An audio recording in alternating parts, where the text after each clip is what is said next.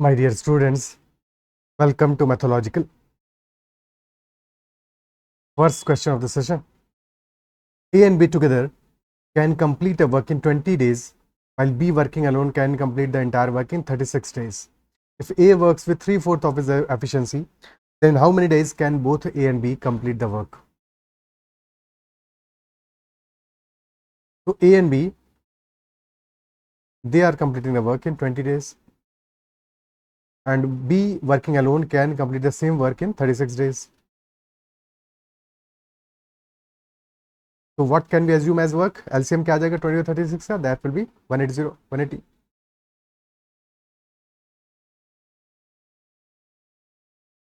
So efficiency of A and B together will be 180 by 2, 9 units, and efficiency of B alone will be 180 by 36, which is 5 units.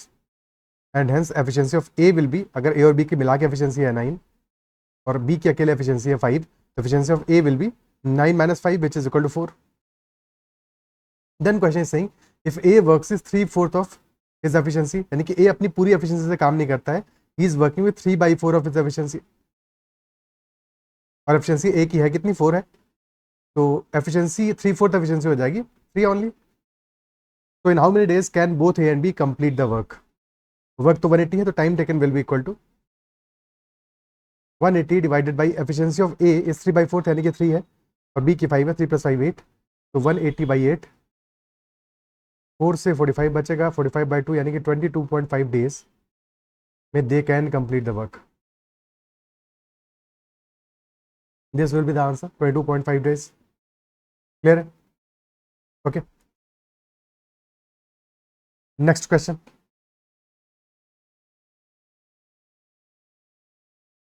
Virat can complete a work in 30 days and Karthik is 60% more efficient than Virat. So we have to find the time taken by Karthik to complete the work.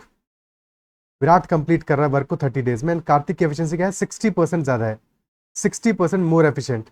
60% is 3/5, तो Kartik is 3/5 more efficient. That employees कि अगर विराट का efficiency हम 5 मान लेते हैं, तो कार्तिक का एफिशिएंसी 3 ज़्यादा होगा. तो if efficiency of Virat is 5, efficiency of Kartik will be 8. तो एफिशिएंसी का रेशियो विराट और कार्तिक आ गया 5:8. और अगर वर्क सेम है, इफ वर्क इज सेम, तो जो एफिशिएंसी का रेशियो होगा उसका ऑपोजिट रेशियो होगा टाइम का. Time will be inversely proportional, तो टाइम का रेशियो आ जाएगा 8:5. और वैल्यू गिवन है हमें, Virat can complete the work in 30 days, यानी कि 8 यूनिट की वैल्यू गिवन है 30. तो Kartik can complete the same work in 5/8 time, तो 5/8 इंटू 30, तो 75/4 will be the answer, which is 18.75 days. 18 and 3/4 days. Okay, ठीक है.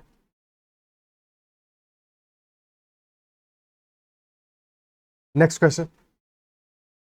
P is 2 times more efficient than Q. P is able to complete a piece of work in 40 days less than Q. Working together, they can complete the work in how many days? ऐसे questions में देखो language थोड़ा सा ध्यान से पढ़ना होता है. दिखा लिया है P is 2 times more efficient. ठीक है, जस्ट इन केस अगर यहाँ पे मोर मेंशन नहीं होता, in that case होता P is 2 times efficient than Q, which implies that if efficiency of Q is assumed to be equal to 1, तो फिर P की efficiency डबल हो जाएगी, 2 हो जाएगी. ठीक है, but this question is different, यहाँ पे लैंग्वेज अलग है. द क्वेश्चन इज सेइंग कि P is 2 times more efficient than Q, which implies कि अगर Q का एफिशिएंसी हम मान लेते हैं 1, तो P की एफिशिएंसी 2 ज्यादा होगी, Q से 2 टाइम्स ज्यादा होगी, तो P की efficiency will be equal to 3. ठीक है, Q की एफिशिएंसी से 2 टाइम्स ज्यादा होगी. P is able to complete a piece of work in 40 days less than Q, यानी कि एफिशिएंसी का रेशियो हमें पता है, एफिशिएंसी का रेशियो है 3:1 for P and Q. And work same है, वर्क अगर सेम है तो टाइम का रेशियो जस्ट अपोजिट होगा, यानी 1:3 हो जाएगा. टाइम का रेशियो हो जाएगा 1:3. And question is saying that P is able to complete a piece of work in 40 days less than Q, यानी कि जो डिफरेंस है P और Q का कंप्लीट करने का same work, that is 40 days. यानी कि if P is completing the work in 1 unit time, Q is completing the work in 3 units time, तो difference is 2 units, and that difference is given as 40 days. So if 2 units is 40 days, तो 1 unit का value कितना आ जाएगा? 20 days. तो यहाँ से पता चल गया that P is completing the work in 20 days and Q is completing the work in 3 unit time, यानी कि 60 डेज में। एलसीएम आ गया 60, एलसीएम हो गया 60। तो efficiency of P is 3, efficiency of Q is 1, ये तो खैर पहले ही निकाल लिया था, ठीक है। यहाँ भी देख सकते थे कि हाँ 1 यूनिट हमारा 20 डेज आ रहा है, तो दैट एम्प्लाइज 20 इंटू 3 60 हमारा वर्क आ गया। क्वेश्चन पूछ रहा है working together they can complete the same work in how many days. ठीक है, डायरेक्टली यहाँ पे भी इनफैक्ट देख ही सकते थे कि 20 डेज में वर्क कंप्लीट कर रहा है P, एफिशिएंसी है P की 3, तो वर्क हो जाएगा 20 इंटू 3 विच इज 60 यूनिट्स। और एफिशिएंसी दोनों की ऐड कर लोगे because when they are working together efficiency add up हो जाएगा, P प्लस Q का efficiency will be equal to 4, तो time taken will be work which is 60 divided by efficiency 60 by 4, यानी कि 15 डेज में work will be complete. 15 days will be the answer. Is that clear? Next question. A, B and C can complete a work in 12, 15 and 20 days respectively if they worked together for 4 days. In how many days can B complete the remaining work? So they can complete a work in 12, 15 and 20 days, A, B and C. Individual efficiency सबसे पहले निकालना पड़ेगा 12, 15 and 20। तो यहाँ से work हमारा LCM आ जाएगा for these 3 values which will be equal to 60। So if work is 60, efficiency of A will be 60 by 12 which is 5, efficiency of B will be 60 by 15 which is 4, and efficiency C will be 60 by 20 which is 3. Okay. So if they are working together, their efficiencies will be getting added up. A plus B plus C plus 3, A plus B plus C का efficiency कितना आएगा 5 plus 4 plus 3 which is 12. So that is equal to 12. And they are working for 4 days initially. For the first 4 days, A, B and C all are working, and then remaining work is completed by B alone. तो 4 days में work कितना हो जाएगा? Efficiency है together 12, तो 4 into 12, 48 units work is completed in these 4 days, and after that total work 60, यानी कि 12 units work remaining है, और एफिशिएंसी ऑफ B कितना है 4 है, डिवाइड कर दोगे B की एफिशिएंसी से 12 by 4, यानी कि 3 days में work will be completed. 3 additional days में क्वेश्चन क्या पूछ रहा है, इन how many days can be complete the remaining work. तो रिमेनिंग वर्क हमारा हो रहा है 3 डेज में। अगर क्वेश्चन पूछता टोटल कितने डेज लगे हैं, टोटल डेज हमारे हैं कितने 7 डेज लगे हैं, 7 days in total, but B has completed the remaining work in 3 days. Clear? अच्छा, एक गलती जो कभी भी नहीं करनी है ऐसे क्वेश्चंस में, ऐसे तो नहीं करोगे, दिखाई रहा हूं तुमको इस तरह से, बट स्टिल ये है कि देखो हमेशा जैसे हम टाइम स्पीड डिस्टेंस में देखते थे, time into speed was distance, और स्पीड क्या था, यहाँ पे हमारा क्या है time into efficiency is equal to work. तो कंपेयर करो, distance was the work and speed was the efficiency. तो वहां पे कभी भी हम टाइम को डायरेक्टली इक्वेट नहीं करते थे, यानी कि टाइम को हम डायरेक्टली कभी ऐड नहीं करते थे, सब्ट्रैक्ट नहीं करते थे, जरूरत नहीं पड़ता था उसका, बिकॉज सारा खेल किसका था, स्पीड का। जितनी ज्यादा स्पीड होगी उतना डिस्टेंस कवर होगा। सिमिलरली यहाँ पे the most important thing is efficiency, तो जो सारा हमारा कैलकुलेशन होगा वो एफिशिएंसी में होगा। कभी भी टाइम में हम कैलकुलेशन नहीं करेंगे स्ट्रेट अवे कि टाइम को हम ऐड कर दे, टाइम की वैल्यूज को सब्ट्रैक्ट कर दे, बिल्कुल भी टाइम पे ऑपरेशन नहीं होगा। हमेशा जैसे वहां पे ऑपरेशन होता है स्पीड पे, average speed, relative speed, relative speed में स्पीड ज्यादा हो रहा है या सब्ट्रैक्ट हो रहा है, सिमिलरली यहाँ पे एफिशिएंसी में बात करेंगे। और अगर 2 लोग साथ में काम करें तो एफिशिएंसीज ऐड अप ही होंगी, ठीक है, अनलेस कि एक कोई उनमें से नेगेटिव वर्क कर रहा है, फिर वो एक डिफरेंट सिनेरियो हो जाता है। Next question, A, B and C together can complete a work in 12 days. A and B alone can do the same work in 36 days and 72 days respectively. यानी कि A अकेला कर रहा है 36 days में और B अकेला कर रहा है 72 days में। In how many days can C alone complete the same work? C अकेला कितने दिन में इस वर्क को कंप्लीट कर देगा? तो साथ में ABC कर रहे हैं 12 डेज में। एंड आई बिलीव कि हर एक क्वेश्चन में तुम पॉज करके पहले अपने एंड पे सॉल्व कर रहे होगे, उसके बाद में सॉल्यूशन देख रहे होगे, बिकॉज यहाँ पे फिर टाइम तो नहीं मिल रहा होगा ना, मैं तो फटाफट से सॉल्यूशन स्टार्ट कर दे रहा हूँ, ठीक है। सो 12 डेज में ए और बी और सी मिलके काम कर रहे हैं। A alone is doing the work in 36 days and B alone is doing the same work in 72 days. तो एलसीएम आ जाएगा 72 स्ट्रेट अवे। तो A plus B plus C का एफिशिएंसी आ जाएगा 6, ए का एफिशिएंसी आ जाएगा 2 और बी का एफिशिएंसी आ जाएगा 1। Question asking in how many days can C alone complete the work. तो A plus B plus C का एफिशिएंसी है 6 और ए का है 2 और बी का है 1, यानी कि ए और बी का मिला के कितना है 3 है। सी का एफिशिएंसी कितना होगा 6 - 3 which is equal to 3. Efficiency है सी का 3, वर्क है 72 यूनिट्स, तो time taken by C will be equal to 72 divided by 3, 24 days. 24 days will be the answer. Clear? तो ये वैल्यूज हमारी इतनी इजी थी. 12 डेज में एबीसी कंप्लीट कर रहे हैं, ए और बी 36 डेज में और 72 डेज में रिस्पेक्टिवली अपना वर्क कंप्लीट करते हैं. तो यहाँ पे तो स्ट्रेट अवे हम वैसे भी देख सकते थे, if A is completing his work in 36 days, A 36 days में अपना वर्क कंप्लीट करता है और बी 72 डेज में अपना वर्क कंप्लीट करता है, तो 12 डेज में ए कितना वर्क करेगा? 12 डेज में कितना वर्क करेगा? 12/36 यानी कि 1/3 वर्क करेगा. बी 12 डेज में कितना वर्क करेगा? 12/72 यानी कि 1/6 वर्क करेगा. और अगर ए ने वर्क किया है 1/3, बी ने वर्क किया 1/6, तो कितना वर्क बच गया फिर हमारा?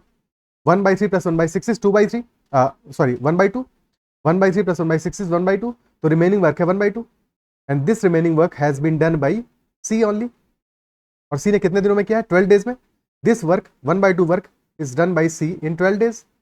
तो अगर 12 डेज में सी ने वर्क किया है हाफ, तो बचा हुआ हाफ भी 12 डेज में कर देगा, यानी कि C can complete the whole work in 24 days. क्या ये बात क्लियर है? तो स्ट्रेट अवे भी आंसर आ सकता था यहाँ पे, है कि नहीं? ठीक है, next question. A and B together can complete a piece of work in 4.5 days. 4.5 days हो जाएगा 9/2. B and C working together can do it in 3 hours, and A and C working together, C and A working together can complete the same work in 2 and 1/4 days, which will be equal to 8 plus 1, 9/4. तो LCM तो बहुत ही easy है. यहाँ पे कितना आ रहा है? 9 आ रहा है स्ट्रेट अवे. तो वर्क हमने मान लिया 9 यूनिट्स, और अगर वर्क है 9 यूनिट्स तो A प्लस बी की एफिशिएंसी कितना आ जाएगा? 2 आ जाएगा. B प्लस सी का आ जाएगा 3 और C प्लस A का आ जाएगा 4.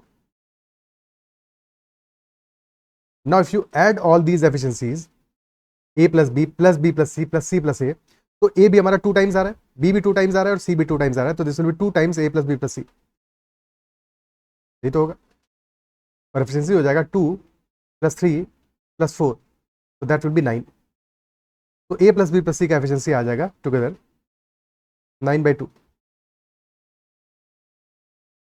which is equal to 4.5. And question asking in how many days can they together complete the work. एक सेकंड कुछ गड़बड़ कर रहे हैं क्या कहीं पे? 9/2 है A प्लस बी का साथ में. अच्छा ठीक है, तो ठीक है, मैं कंफ्यूज हो गया था क्योंकि एफिशिएंसी यहाँ पे आ रहा है. This is time not efficiency. Efficiency तो 2 है ना A प्लस बी की.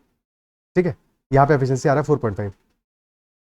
Okay, so time taken will be equal to 9/4.5, which will be equal to 2 days. So 2 days में they will be completing their work. Clear है?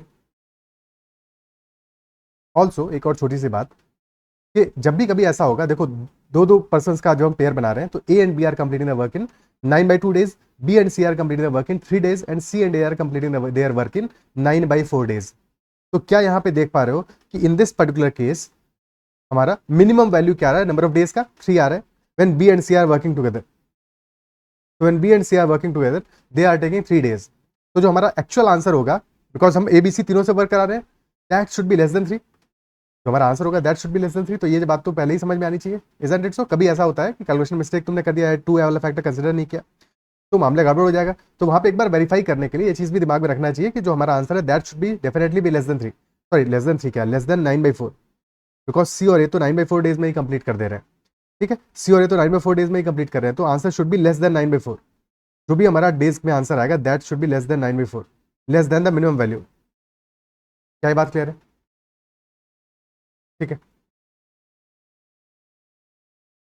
Okay. Next, A can complete 24% of the work in 18 days. B joins him afterwards and they complete the remaining work in 19 days. So find the time taken by B to complete the work alone. Pause the video and try to solve it. Simple question है, but थोड़ा सा सीखने वाला है question. Try to solve it.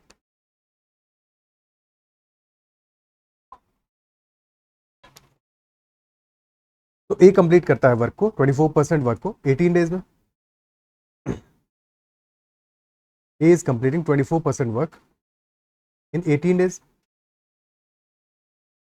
थोड़ा simplify कर लेते हैं इसको, 6 से काटेंगे, यहाँ बचेंगे 3 days and this will B 4%. तो इन 3 days A is completing 4% work. और 4% क्या होता है? 4% इज 1/25. तो 1/25 work A is completing in 3 days. And if 1/25 work A is completing in 3 days, तो पूरा वर्क कितने टाइम में करेगा? 25 into 3 75 डेज में करेगा.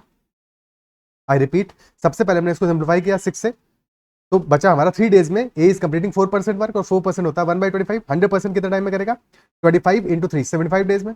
Similarly B joins him afterwards and they complete the remaining work in 19 days. B उसको बाद में ज्वाइन करता है and they are complete remaining work in 19 days. 24% work already हो चुका है. तो now A and B together they are completing the remaining work. Remaining work कितना होगा? 76%. और 76% work they are completing in 19 days. 19 से स्ट्रेट अवे कट रहा है, this is 4%. 4% work they are doing in 1 day which is 1/25. तो 1/25 work they are doing in 1 day. तो A plus B together can complete the whole work in 25 days. ठीक है, 75 days 25 days value आ गई हमारी. LCM क्या लोगे दोनों का? 75 भी आ जाएगा. तो यानी कि वर्क हमने मान लिया अपना 75. तो efficiency of A is equal to 1 and efficiency of A plus B is equal to 3. तो यहां से we can get that efficiency of B will be equal to 2 only, because A plus B का efficiency 3 आ रहा है, A का 1 आ रहा है, तो बी का एफिशिएंसी आ जाएगा 2. और क्वेश्चन यही तो पूछ रहा है कि टाइम टेकन बाई बी क्या होगा. तो time taken by B will be equal to 75/2 which is equal to 37.5 days. Clear है?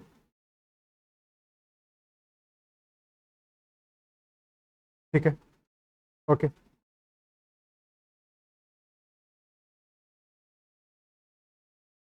ये इजी तरीका है इस क्वेश्चन को करने का. ऐसे करोगे तो इजीली हो जाएगा.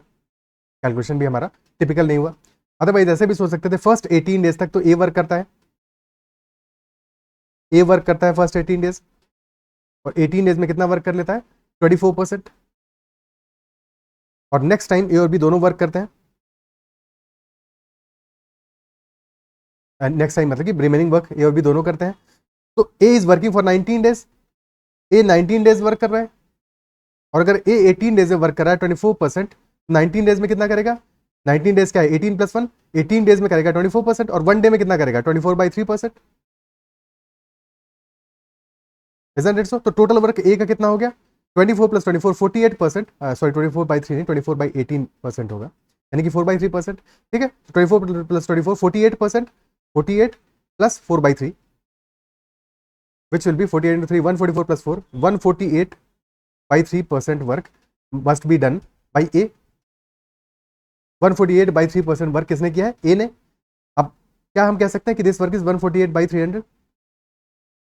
कह सकते हैं कि नहीं कह सकते? या और सिंप्लीफाई करके दिस विल बी 74/150. इनफैक्ट 37/75. तो 37/75 वर्क कंप्लीट किया है ए ने, यानी कि 37/75 वर्क कंप्लीट किया है ए ने. अगर टोटल वर्क हमारा 75 होगा तो 37 यूनिट्स वर्क ए ने कंप्लीट किया है. और अगर 37 यूनिट्स वर्क किया है कंप्लीट ए ने, तो रिमेनिंग वर्क कितना बचेगा? 38 यूनिट्स. और ये जो 38 यूनिट्स वर्क है, this 38 units work is completed by B only. तो B has completed 38 units work in 19 days. In 19 days. तो एक दिन में कितना कर रहा है? 2 यूनिट्स. यही इसकी एफिशिएंसी है. तो time taken will B, total work कितना है? 75. तो time taken will B 75/2 which is 37.5 days. क्या ये बात अप्रिशिएट कर पा रहे हो कि ऐसे भी कैलकुलेशन कर सकते हो? ठीक है, is that clear? Next question करते हैं. Working 5 hours a day, A can complete a task in 8 days, and working 6 hours a day, B can finish the same task in 10 days. Working 8 hours a day, they can jointly complete the task in n days. तो हमें n की value find out करना है कि n यहाँ पे क्या होगा. देखो, हमने देखा है कि फॉर्मूला हमारा एक है, time into efficiency is equal to work. But time यहाँ पे अभी तक जितने क्वेश्चंस किए हमने मोस्टली सब में डेज में दिया हुआ था. यहाँ पे हमें डेज भी दिए हैं एंड एडिशनली आवर्स भी दिए हैं, आवर्स पर डे. ठीक है, सो डेफिनेटली जो वर्क है हमारा that will be proportional to efficiency. जिसकी ज्यादा एफिशिएंसी होगी वो ज्यादा वर्क करेगा for the in same time. Similarly work is proportional to number of days को डी से लिख देते हैं, तो work is proportional number of days. जो ज्यादा डेज के लिए वर्क करेगा वो ज्यादा वर्क करेगा, ठीक है, इफ एफिशिएंसी सेम, ठीक है, बाकी चीजों को कांस्टेंट रखा तो। सिमिलरली वर्क अगर हमारा आवर्स पे हम बात करें तो work will also be proportional two hours, number of hours. तो ज्यादा आवर्स के लिए वर्क करेगा कोई तो ज्यादा वर्क होगा। If number of days is constant, if efficiency is constant, बाकी सब चीजें सेम है तो फिर नंबर ऑफ आवर्स ज्यादा होंगे तो डेफिनेटली वर्क ज्यादा होगा।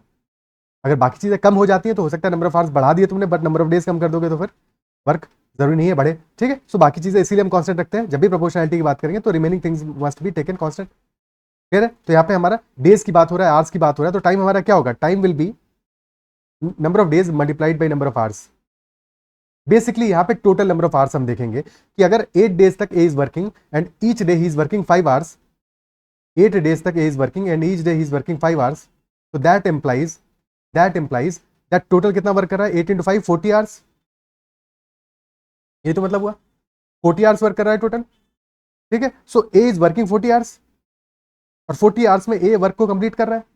सिमिलरली बी के लिए बात करें तो B is working 6 hours a day for 10 days, 6 hours a day for 10 days, तो टोटल कितना कर रहा है, 60 आवर्स वर्क कर रहा है।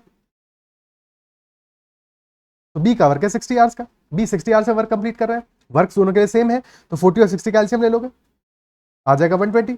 And if 120 is the LCM तो efficiency of A will be 3, efficiency of B will be 2। क्या ये बात समझ पा रहे हो, ठीक है। ए की एफिशिएंसी आ गई 3, अब ये एफिशिएंसी कब है, ये 3 यूनिट्स पर आवर, क्योंकि आवर में हमने वर्क को इस बार टाइम को अपना आवर्स में माना है। फिर क्वेश्चन कह रहा है working 8 hours a day they can jointly complete the task in an days. अब जब दो साथ में काम कर रहे हैं तो they both are working 8 hours a day, both of them are working 8 hours a day, है कि नहीं, ठीक है।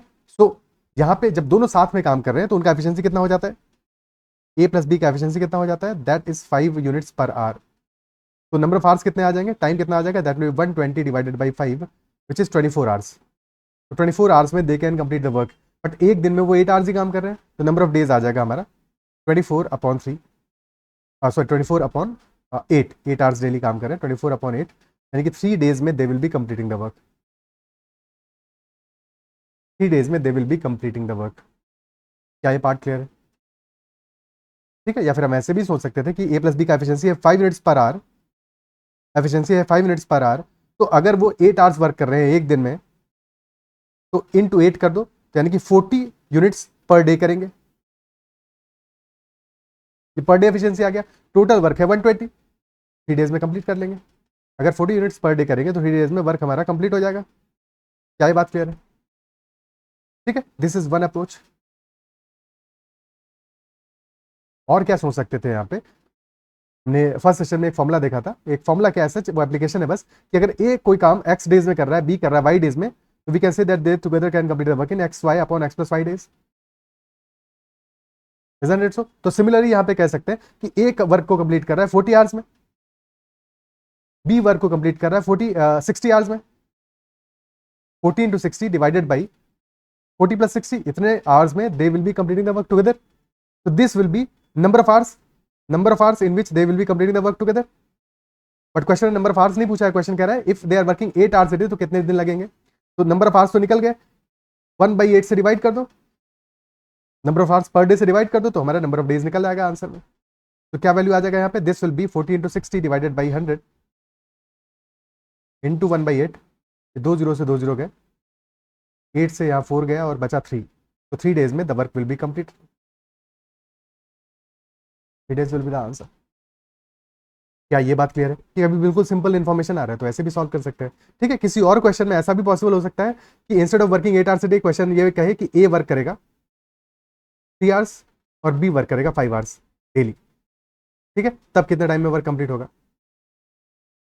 ए will be working 3 hours daily and B will be working 5 hours daily, तब कितने टाइम में वर्क कंप्लीट होगा, ओके। ऐसा भी क्वेश्चन हो सकता है, तो कमेंट में मेंशन करना कि फिर आंसर क्या आएगा हमारा। कुछ और नहीं करना है, बिल्कुल इजी क्वेश्चन है, कुछ भी नहीं करना है, ठीक है। ए 3 आवर्स वर्क करे डेली और बी 5 आवर्स वर्क करे डेली, तब कितने टाइम में हमारा वर्क कंप्लीट हो जाएगा, what will be the value of N. और जरूरी नहीं एन इंटीजर में फ्रैक्शन में भी आएगा, कोई प्रॉब्लम नहीं है उससे। दिक्कत क्या है? ठीक, क्योंकि रैंडम वैल्यू लिया है, अगर रैंडम नहीं लेते तो फिर इंटीजर में भी आ सकता था. Next question, A's efficiency is twice that of B. A works 8 hours a day and B works 12 hours in a day. If A can finish a work in 12 days, then how many days can B finish the work? यहाँ पे हमें efficiency का ratio given है that A की efficiency is twice that of B, यानी कि ए और B का एफिशिएंसी का रेशियो क्या आ रहा है? 2:1. A works 8 hours a day and B works 12 hours a day. So if A can finish the work in 12 days, then how many days can B finish the same work? तो work कितना हो जाएगा? A is working 8 hours a day और A is finishing the work in 12 days और efficiency A की कितनी है? 2. Time into efficiency is equal to work. Time कितना है? डेज में है 12 डेज ए वर्क कर रहा है और per day he is working 8 hours और एफिशिएंसी है ए का 2. तो day into R into efficiency, day into R क्या है? ये तो टाइम ही हो गया, तो टाइम इंटू एफिशिएंसी. ठीक है, okay. 12 into 8 into this is work done by A और work done by A is same as work done by B, तो इक्वेट कर देते हैं इसको. B 12 hours a day work कर रहा है, ये आवर्स की वैल्यू है. डेज की वैल्यू पता है हमको बी के लिए? नहीं पता है, तो मान लिया कि डी डेज वर्क कर रहा है बी. ठीक है, दिस इज डेज का वैल्यू और एफिशिएंसी बी का है 1, तो इक्वेट कर देंगे इसको straight away. This can be equated straight away. Answer आ जाएगा हमारा D will be equal to 12 से तो 12 सीधे सीधे कैंसिल आउट हो जाएगा. D will be equal to 16 days. Number of days will be equal to 16 days. Is that part clear? ठीक है, नंबर ऑफ डेज हमारा आ जाएगा 16 डेज. कोई दिक्कत?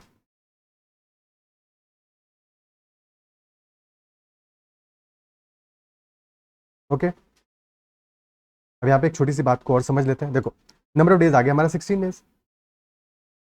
कभी ऐसा भी हो सकता है क्वेश्चन में, इनफैक्ट होगा ही, जबकि हमारा जो वर्क है ए ने वर्क किया है, लेट अस से क्वेश्चन ये कहे कि ए ने कुछ वर्क किया है W let us say and B has completed 3/2 W work. तब कैसे टाइम निकालेंगे? तब कैसे टाइम निकालेंगे? तो अभी जब हमने वैल्यूज देखा है ये सब, ठीक है, efficiency into days into hours, ठीक है, या फिर कभी नंबर ऑफ मेन भी होगा यहाँ पे, तो हमारा work will be proportional to number of days, work will be proportional to number of hours, basically work will be proportional to time, work will be proportional to efficiency. और अगर number of main है हमारा किसी case में, तो work will also be proportional to number of men और number of women as such. तो work will be proportional to all these values, यानी कि efficiency into number of men into time. ठीक है, या फिर जिसको पॉपुलरली तुमने देखा होगा कि एमडीएच फॉर्मूला जैसे हम यूज करते हैं. ठीक है, नंबर ऑफ मेन जो यहाँ पे एन लिखा हुआ मैंने, number of days, number of hours, this is time, और एफिशिएंसी को अलग से मल्टीप्लाई कर दोगे उसमें, अगर एफिशिएंसी भी अलग अलग दिया हुआ है तो. ठीक है, सो वर्क इन तीनों के प्रोपोर्शनल होगा, इन सबके प्रोपोर्शनल होगा. लेकिन कई बार जब हमारा वर्क ही सेम नहीं है तो क्या करेंगे? मान लो ये सब चीजें हमने निकाल भी लिया, बट वर्क 2 केसेस में डिफरेंट है, तब क्या करेंगे? ठीक है, वर्क 2 केसेस में फिर भी हमारा डिफरेंट है, तब क्या करेंगे? तो फिर उस केस में हमें क्या करना पड़ेगा कि लेटस से हमने इन सब चीजों को मल्टीप्लाई किया ए के लिए. ठीक है, ए के लिए मल्टीप्लाई किया और हमारा आया यूनिट्स, लेटस से 60 यूनिट्स आ गया वैल्यू. और अब बी को वर्क करना है तो हम कह सकते हैं कि बी को क्योंकि 3/2 वर्क करना है तो बी के लिए आ जाएगा 90 यूनिट्स. ठीक है, रैंडम एग्जांपल ले रहे हैं इसका, अपने क्वेश्चन से कोई लेना देना नहीं है. ठीक है, ए ने वर्क किया है 60 यूनिट्स और वर्क डब्ल्यू की वैल्यू है 60 यूनिट्स. बी ने 3/2 वर्क किया तो उसके लिए वैल्यू आ गई 90 यूनिट्स. अब तुम सॉल्व कर लोगे यहाँ से सॉल्व कर लोगे. बट अगर एक ही स्टेप में करना हो तो, अगर एक ही स्टेप में करना हो तो हम ये कह सकते हैं कि if time into efficiency is equal to work, then can we say that time into efficiency upon work that will be constant.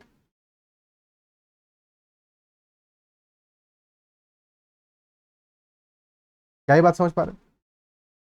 ठीक है, यहां तो 1 दिख रहा है फॉर्मूले से, बट इन जनरल किसी और केस में क्या हम कह सकते हैं कि time into efficiency upon work will be constant. तो अगर वर्क हमारा डबल हो जाएगा तो हमको या तो टाइम डबल करना पड़ेगा या एफिशिएंसी डबल करना पड़ेगा या दोनों के प्रोडक्ट को डबल करना पड़ेगा. अगर वर्क डबल हुआ है, टाइम 4 टाइम्स हुआ है, तो एफिशिएंसी हाफ भी हो जाएगी, तो भी हमारा वर्क सेम टाइम में कंप्लीट होगा. ठीक है, तो भी मतलब चीजें बराबर रहेंगी, सेम वर्क हम कर पाएंगे. क्या बात क्लियर है? ठीक है, सो सिमिलरली उस केस में हमारा time into efficiency upon work that will be constant. क्या लॉजिक क्लियर है? ठीक है, इस पे हम इलेबोरेट करेंगे नेक्स्ट सेशन में जब चेन रूल प्रॉपर्ली पढ़ेंगे हम. This is what is said as chain rule. MDH फॉर्मूले पे बेस्ड एप्लीकेशन बेस्ड क्वेश्चन हम करेंगे नेक्स्ट सेशन में. इस सेशन में इतना ही रखते हैं. आई बिलीव सेशन में जो भी हमने कॉन्सेप्ट डिस्कस किए वो समझ में आए होंगे और कहीं पे भी कोई डाउट नहीं रहा होगा. If there is any doubt whatsoever तो make sure to comment about that doubt as well. ठीक है, और उसको भी वहां पे रिजॉल्व करेंगे. क्या बात क्लियर है? Okay, that's all for this session. Bye bye. Take care and keep running.